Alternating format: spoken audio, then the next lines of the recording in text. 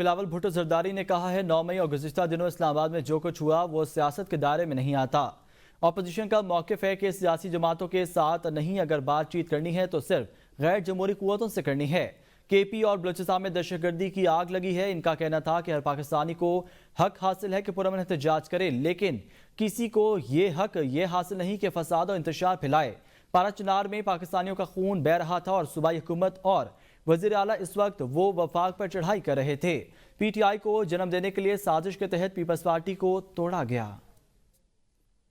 हर पाकिस्तानी के पास हक है कि वो पुरअमन एहतजाज करे। किसी पाकिस्तानी का हक नहीं है कि वो कानून अपने हाथ में ले। मई 9 जैसे हमला जैसे वाकया सियासत के दायरे में नहीं आता। पिछले दिनों जो भी हुआ इस्लामाबाद में वो सियासत के दायरे में नहीं आता। किसी सियासी जमात पे पाबंदी लगाएं या किसी सूबा में गवर्नर राज कायम करें। ऑफिशियली पाकिस्तान पीपल्स पार्टी से हुकूमत ने इन टॉपिक्स पे तो राब्ता नहीं की और तारीखी तौर पे पाकिस्तान पीपल्स पार्टी का मौकिफ रहा है ये दो जो ऑप्शंस है हम पसंद तो नहीं करते हैं। वज़ीर दिफा ख्वाजा आसिफ ने कहा है कि पारा चिनार में तालिबान सरहद पार करके हमला आवर हो रहे हैं। मुल्क में दहशतगर्दी बढ़ रही है और PTI की पख्तूनख्वा की हुकूमत सरकारी वसाइल से बार बार वफाक पर चढ़ाई कर रही है। दूसरों के बच्चों को डी चौक लाकर बेयारो मददगार छोड़ दिया गया। आलियामी गंडापुर और बुशरा बीबी खुद भाग गए। जिस तरह वो भाग गए, अब PTI वाले अपनी खफत मिटाने के लिए प्रोपेगेंडा कर रहे हैं। किसी को पाकिस्तान को बदनाम करने की इजाजत नहीं देनी चाहिए। आलियामी गंडापुर दोगले हैं। वो आर्मी चीफ के सामने ताबेदारी के साथ बैठते होते हैं, जबकि बाद में फिर इनकलाब की बात करते हैं। मुझे बताया जाए जब पारा चिनार में जब कत्लेआम हो रहा है, एज वी स्पीक आज भी कत्लेआम हो रहा है। अफगान जो है बॉर्डर क्रॉस करके वहां पे हमला आवर हो रहे हैं, तालिबान वहां पे आ रहे हैं। उस सूबे के वजीर आला का बनता है कि वो उस दौरान जो है हमला करे जो है इस्लामाबाद के ऊपर। और जिस तरह PTI मैदान छोड़ के भागी, इस तरह दुम दबा के भागने वाली मिसाल आपको कभी नहीं मिलेगी, ना गंडापुर की ना बीबी बुशरा की जो उस दिन परफॉर्मेंस रही। ये तीनों हमले जो हैं इसमें बावजूद इस बात के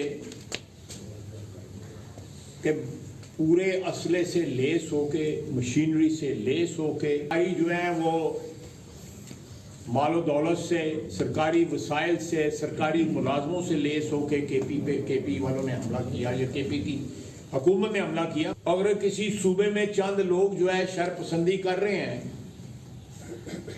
तो मैं समझता हूं कि इस किस्म के शरपसंद जो है KP की जिस तरह हुकूमत है, शरपसंदों की हुकूमत है, ये सारे सूबों में पाए जाते हैं। गैर रजिस्टर्ड VPNs की बंदिश की डेडलाइन खत्म। PTI ज़राए के मुताबिक अब तक 27,000 से ज़ायद VPNs रजिस्टर्ड किए जा चुके हैं। VPNs रजिस्ट्रेशन की तारीख में तौसी का फैसला वजारत दाखिला करेगी। VPNs की रजिस्ट्रेशन की तारीख में तौसी का इम्कान है। ज़राए PTI के मुताबिक IT इंडस्ट्री, फ्रीलांसर्स और दीगर स्टेक होल्डर्स ने तारीख में तौसी का मुतालबा कर रखा है।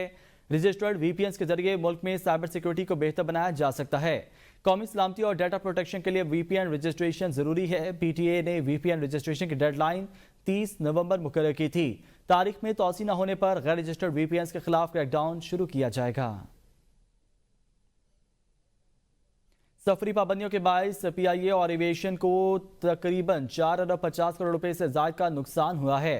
ज़राए निजकारी कमीशन के मुताबिक गुज़िश्ता 4.5 बरसों में सिर्फ PIA को तकरीबन 2 अरब 20 करोड़ रुपए का नुकसान हुआ, जबकि यूरोपीय रूट्स पर पाबंदी के बायस सिविल एविएशन को भी 2 अरब 50 करोड़ का नुकसान हुआ। ज़राए निजकारी कमीशन का कहना है यूरोपीय रूट्स बहाल होने से PIA की निजकारी में अहम संग मील साबित होगा। यूरोपीय रूट्स के बाद PIA के लिए UK के रूट्स जल्द बहाल होने का इम्कान है।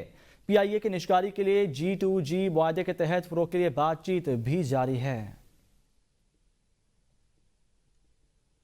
वज़ीर तवानाई अवैस लगारी ने उम्मीद जाहिर की है कि IPP से नज़रसानी मुआहदों के बाद 5 रुपए तक बिजली मजीद सस्ती होगी। वज़ीर तवानाई वैस लगारी ने FPCCI को बिजली सहूलत पैकेज पर ब्रीफिंग देते हुए बताया कि हम वायदों पर कायम हैं, लेकिन IPPs की मुशावरत से मुआहदे तब्दील करेंगे। अवैस लगारी ने कहा कि 5 IPP से मुआहदे खत्म हो चुके और 11 से बात जारी है। बेगास के पावर प्लांट्स के साथ भी मुआहदा हो चुका। उनका कहना था कि IPPs को बताया कि इतनी महंगी बिजली पैदा करेंगे तो लेगा कौन। ज़राअत पर भी अब 45% टैक्स लग गया है, अब हम भी टैक्स में हिस्सा डालेंगे। माह नवंबर के लिए LPG सिलेंडर की कीमत 2,999 रुपये 47 पैसे मुकर्रर कर दी गई। दिसंबर के लिए LPG की नई कीमत फी किलो कीमत 254 रुपये 30 पैसे मुकर्रर कर दी गई। ओगरा ने दिसंबर के लिए LPG की नई कीमत का नोटिफिकेशन भी जारी कर दिया। LPG के 11.8 किलोग्राम सिलेंडर की कीमत 3,079 पैसे मुकर्रर। माह नवंबर के लिए LPG सिलेंडर की कीमत 2,999 रुपये 47 पैसे मुकर्रर थी।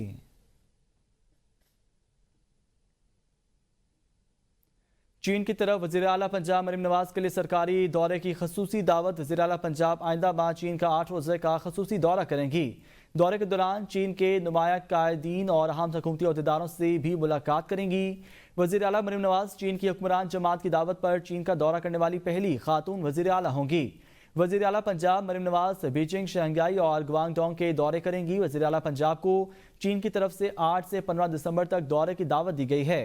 CPC की खसूसी दावत पर वज़ीर आला पंजाब के हमरा आला सतह वक्त भी चीन जाएगा।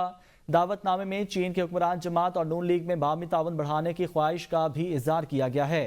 दौरे में information technology, medical industry, smoke और मौसमियाती तब्दीली के अमूर पर बाहमी इश्तराक कार का जायजा लिया जाएगा।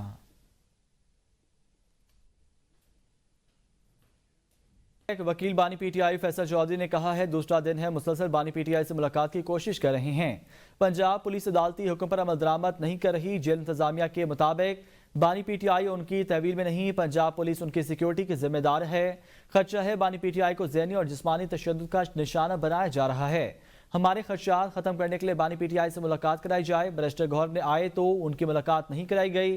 शिबली फराज आए तो उनको पकड़ लिया गया।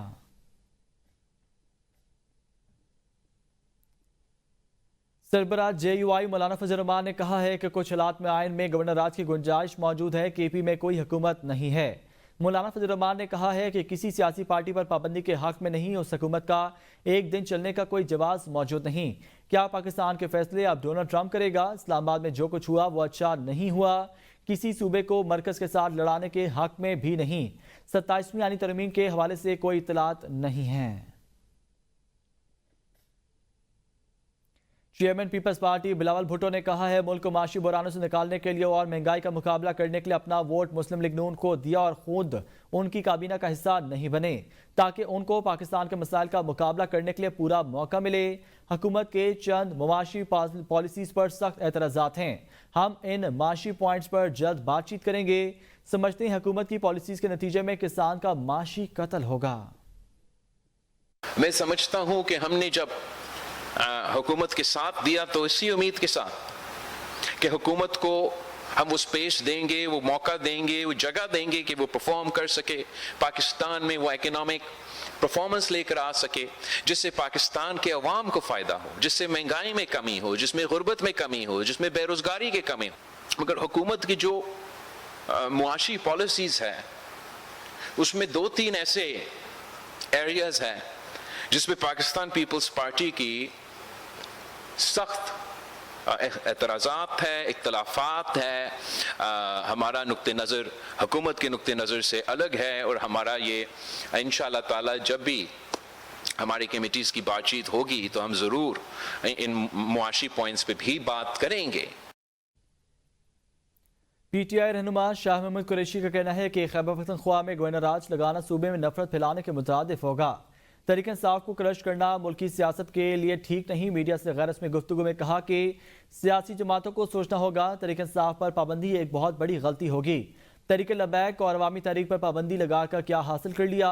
जो PTI पर पाबंदी लगाने का सोच रहे हैं, तमाम सियासी जमातों को मुल्क के बारे में सोचना चाहिए। वफाकी वज़ीर इत्तलात अताउल्लाह तारा का कहना है कि PTI और अपने इल्ज़ाम के सबूत में कोई एक वीडियो भी सामने नहीं ला सकी। लाशों की सियासत अफसोसनाक है। गजा में जारी मुजालिम की फुटेज को D चौक से जोड़ा जा रहा है। गलेलों के साथ पत्थर चलाना, फायरिंग करना क्यों पोस्ट नहीं किया गया? 1-1 करोड़ रुपए और इन वर्षा को भी दें जिन्हें मुल्तान में आपने मारा था। बड़ा अफसोस होता है कि अब डेड बॉडीज की सियासत की जा रही है। कल इनके रहनुमाओं ने प्रेस कॉन्फ्रेंस की तो मेरे कुछ मासूमाना सवालात हैं। अभी तक 3 दिन हो गए हैं, तहरीके इंसाफ एक वीडियो स्ट्रेट फायरिंग की या स्नाइपर किसी छत के ऊपर खड़े की नहीं प्रोड्यूस कर सकी, और आप पुरानी तस्वीरें और आर्टिफिशियल इंटेलिजेंस से जनरेटेड इमेजेस चला रहे हैं। और अफसोस इस बात का भी है कि गैर मुल्की मीडिया वो जो इमेजेस चला रहा है, गजा के इमेजेस, गजा के अंदर मजलूम फलस्तीनियों के ऊपर जो मजालिम ढाए जा रहे हैं इजराइल की तरफ से, वो फुटेज इस्तेमाल की जा रही है कि ये डी चौक की है और इसको मैसेकर का नाम दिया जा रहा है। तो मैं पूछना ये चाहता हूं कि 3 दिन हो गए हैं, आपकी डेड बॉडीज ही तब्दील हो रही हैं, आपके नाम ही तब्दील हो रहे हैं, कभी तस्वीरें लगा देते हैं किसी की, कभी किसी की। आपने उनकी तस्वीरें तो नहीं लगाई कि मैसेकर हो गया और गाड़ी के नीचे कुचल दिया 3 रेंजर्स के जवानों को। इमरान खान बानी चेयरमैन पीटीआई का एक जलसा था मुल्तान के अंदर, आज से चंद साल पहले स्टैम्पीड हो गई, 12 लोग उसमें मर गए। तो ये जो 1-1 करोड़ रुपए का ऐलान किया है, ये उन वर्षा को भी दें जो मुल्तान में आप लोगों ने लोग मारे थे स्टैम्पीड के दौरान। तो अब उस भागने को, उस फरार की शर्मिंदगी और नमोशी को मिटाने के लिए डेड बॉडीज का सहारा ले रहे हैं। वज़ीर आला पंजाब मरीम नवाज की सीएम रावलपिंडी आमद। वज़ीर आला पंजाब ने एहतजाज में जख्मी रेंजर्स और पुलिस एहलकारों की इयादत की है। वज़ीर आला पंजाब ने जख्मी एहलकारों की फर्शनासी की तारीफ की। वज़ीर आला मरीम नवाज ने कहा, शरपसंद जमात पीटीआई ने मुल्क की तरक्की रोकने के लिए इंतशार का रास्ता अपनाया। सिक्योरिटी एहलकारों पर तशद्दुद करने वाले शरपसंदों को नहीं छोड़ेंगे। सिक्योरिटी एहलकारों पर हमला करने वालों को इंसाफ के कटहरे मिलाएंगे। रेंजर्स और पुलिस एहलकार कौम के बेटे हैं, हमें इन पर फख्र है।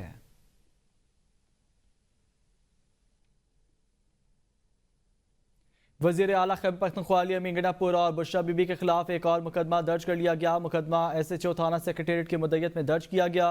मुकदमा दहशतगर्दी समेत 20 दीगर दफात के तहत दर्ज किया गया है। मुकदमे में कौमी असम्बली एंड पब्लिक ऑर्डर की दफात भी शामिल है। मुकदमे में सेनेटर फैसल जावेद, आतिफ खान और असद कैसर को भी नामजद किया गया है। मुकदमे का मतन के मुताबिक 15 से 18 हज़ार अफराद ने बुशरा बीबी और अली अमीन गंडापुर की क़यादत में डी चौक पर हमला किया। हजूम के पास असलहा भी मौजूद था। मुसल्लह हजूम में रियासत मुखालिफ तकरीब भी की चलाई गई। मुसल्लह हजूम ने पुलिस एहलकारों पर तशद्दुद किया। मुकदमे के मतन में यह भी कहा गया है कि SI Safdar Hussain, ASI Imtiaz, ASI वारिस और दीगर पुलिस एहलकारों को गोलियां लगी हैं। बुशरा बीबी का कोई सियासी किरदार नहीं है, लेकिन अपने शौहर की रिहाई की जद्दोजहद में वो एहतजाज में शरीक हुई और आइंदा भी होंगी। चेयरमैन PTI बैरिस्टर गौहर कहते हैं, हमारे लोगों ने गुज़िश्ता 2 साल में जो जुल्म बर्दाश्त किया उसकी कोई मिसाल नहीं मिलती है। PTI के अरकान पार्लियामेंट ने 50 करोड़ से लेकर 1 अरब रुपए तक की पेशकश ठुकराई है। वजारतें ठुकराई हैं। अगर वो ये कर लेते तो उनके सारे केसेस और मसाइब ख़त्म हो सकते थे, लेकिन सब बानी PTI और उनके नज़रिए के साथ खड़े हैं। किसी भी जगह पर एहतजाज हमारा हक है, हमारा पुरअमन एहतजाज जारी रहेगा।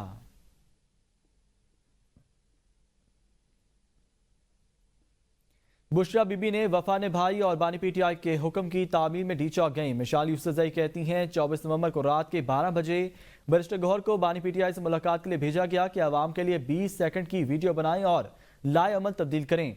बानी PTI ने इनकार कर दिया और कहा, अगर मैं आवाम को पैगाम दूंगा तो अपनी मर्जी से मुकम्मल पैगाम दूंगा।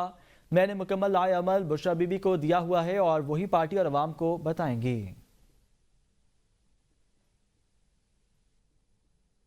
PTI वाले इस्राइल और भारत से फंडिंग ले रहे हैं। वज़ीर इत्तलात सिंध शर्जील इनाम मेमन का PTI पर इल्ज़ाम। कहते हैं कि अली अमीन गंडापुर और बुशरा बीबी ने कहा कि हमने बानी PTI को लेकर जाएंगे।